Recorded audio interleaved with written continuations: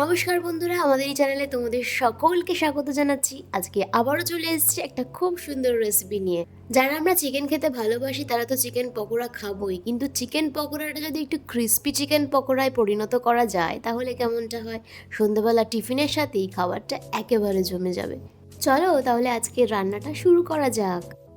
এখানে আমি কিছুটা পরিমাণ চিকেন নিয়ে নিয়েছি, উইথ বোনস নিয়েছি। তোমরা চাইলে বোনলেসও নিতে পারো বা উইথ বোনসও কিন্তু নিতে পারো।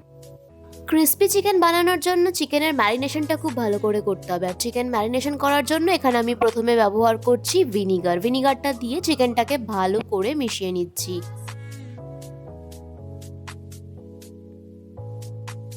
ভিনিগারটা দেওয়ার পর আমাকে সেকেন্ড স্টেপে দিতে হবে লবণটা অবশ্যই পরিমাণ বুঝে দিতে হবে। লবণটা দিয়ে এবার আমি দিয়ে দিচ্ছি 1 চামচ আদা বাটা আর 1 চামচ রসুন বাটা।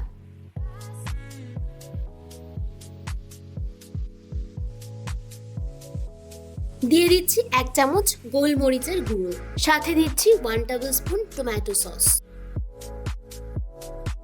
এবার এই সবগুলো উপকরণকে আমি ভালো করে মিশিয়ে নিচ্ছি। আর এই মিশ্রণটাকে একটু ধৈর্য ধরে সময় নিয়ে মেশাতে হবে, যাতে প্রতিটা মশলা মাংসের গায়ে যাতে লেগে যায়।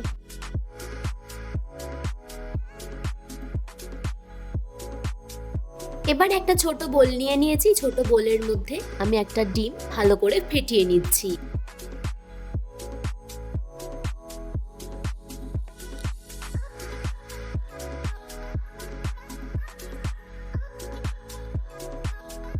এখন এই ডিমের গোলাটা আমি মাংসের মিশ্রণের মধ্যে ভালো করে মিশিয়ে দেব।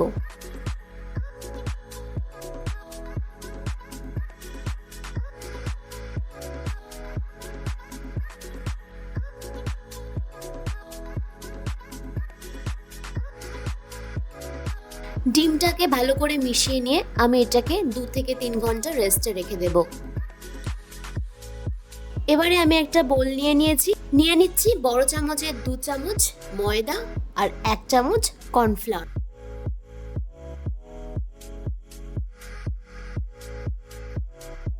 দিয়ে দিচ্ছি 1 টেবিল স্পুন বেকিং পাউডার, সাথে দিয়ে দিচ্ছি কিছুটা পরিমাণ রেড চিলি পাউডার, দিয়ে দিচ্ছি স্বাদ মতন লবণ।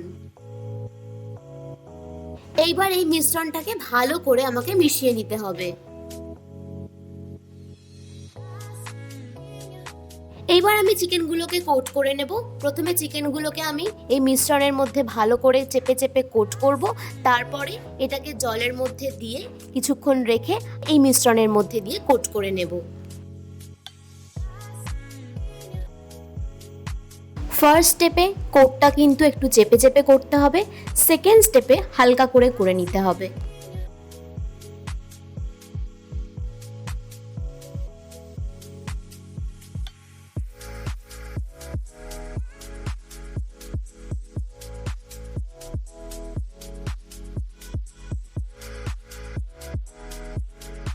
সেকেন্ড স্টেপটা তোমাদেরকে একটু ভালো করে দেখিয়ে দিই। জলের মধ্যে থেকে তুলে এটাকে আবার ভালো করে কোট করে নিতে হবে, তবে এই সেকেন্ড কোটিংটা কিন্তু হালকাভাবে করে নিতে হবে। এবার আমি এটাকে ফ্রাই করে নেব।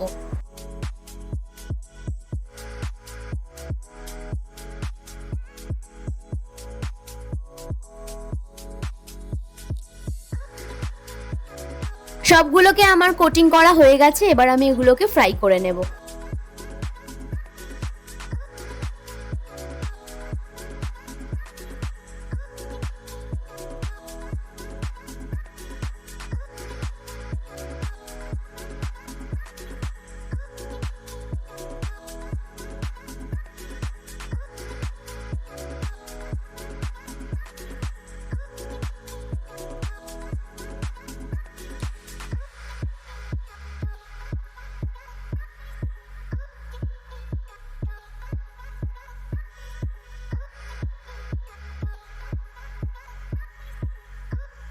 চিকেনগুলো ভালো করে ফ্রাই করা হয়ে গেছে। এরকম অবস্থায় আমি চিকেনগুলোকে এবার তুলে নেব।